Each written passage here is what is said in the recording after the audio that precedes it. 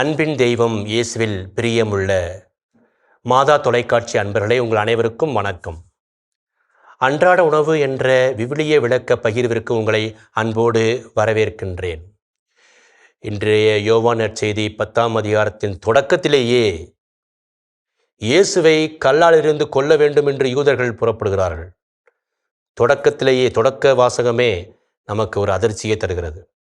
அவரை கொல்ல வேண்டும், அவரை அழிக்க வேண்டும், கொல்ல வேண்டும் என்பதுதான் அந்த யூதர்களுடைய எண்ணமாக இருக்கின்றது. ஏனென்றால் அவர் தன்னை கடவுளாக்கி கொள்கின்றார். ஏனென்றால் அவர் தன்னை இறைமகன் என்று சொல்லிக் கொள்கின்றார். ஏனென்றால் தந்தையும் நானும் அந்த திட்டத்தைத்தான், திருவுளத்தைத்தான் நான் இங்கு நிறைவேற்றுகிறேன் என்று சொல்லுகின்றார். தந்தையும் நானும் ஒன்று என்று சொல்லுகின்றார். கடவுளை தந்தை என்று அழைக்கின்றார். என்றுமே இல்லாத ஒன்று. அவர்கள் கடவுளுடைய பெயரை கூட சொல்ல பயப்படுவார்கள். ஆனால் இவர் தந்தை என்று உறவு கொண்டாடுகின்றார். அது மட்டுமல்லாமல் அவர் சமுதாயத்திலே பலவிதமான ஏற்றத்தாழ்வுகளை எதிர்த்து பேசுகின்றார். சமாரிய பெண் சம்பவம் நீங்கள் கேள்விப்பட்டிருப்பீர்கள். நல்ல சமாரியன் உவமையை நீங்கள் கேள்விப்பட்டிருப்பீர்கள். விபச்சாரத்தில் பிடிப்பட்ட பெண் என்ற நிகழ்வை நீங்கள் வாசித்திருப்பீர்கள். அங்கே கோவிலிலே அங்கு ஏற்பட்ட ஏற்றத்தாழ்வுகளை ஒடுக்குவதற்காக சாட்டை எடுத்த இயேசுவை நீங்கள் வாசித்திருப்பீர்கள். ஒவ்வொரு நாளும் அவர் கடவுளோடு பேசுவது மட்டுமல்லாமல், அந்த ஆன்மீகத்தில் இருப்பது மட்டுமல்லாமல், அவரோடு அந்த திருவுளத்தை நிறைவேற்றுவது மட்டுமல்லாமல், சமூகத்தில் நடக்கின்ற ஏற்றத்தாழ்வுகளையும் அவர் கண்டிக்கின்றார், அதை திருத்துகின்றார்.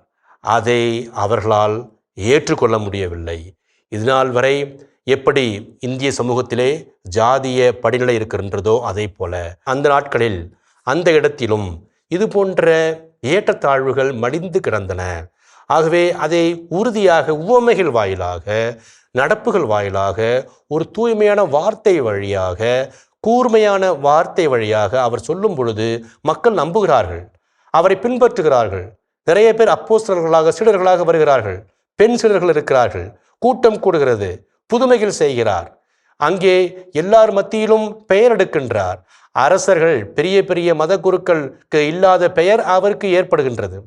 அதை எப்படி இவர்களால் தாங்க முடியும்?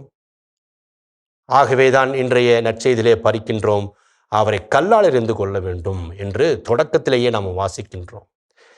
அன்புள்ள இறைமக்களே, கிறிஸ்தவர்கள் இயேசுவினுடைய பணியை செய்யும் பொழுது இத்தகைய வேதனைகளை அனுபவித்துத்தான் ஆக வேண்டும். இத்தனைய ஒரு கடினமான சூழ்நிலை எதிர்கொண்டு தான் ஆக வேண்டும். அதையும் மீறிதான் நாம் இந்த கிறிஸ்தவர்களாக இருக்க முடியும். அதற்கான அழைப்பைத்தான் இயேசு நமக்கு விடுக்கின்றார். இயேசுவுக்கே புகழ், இயேசுவுக்கே நன்றி, மரியே வாழ்க.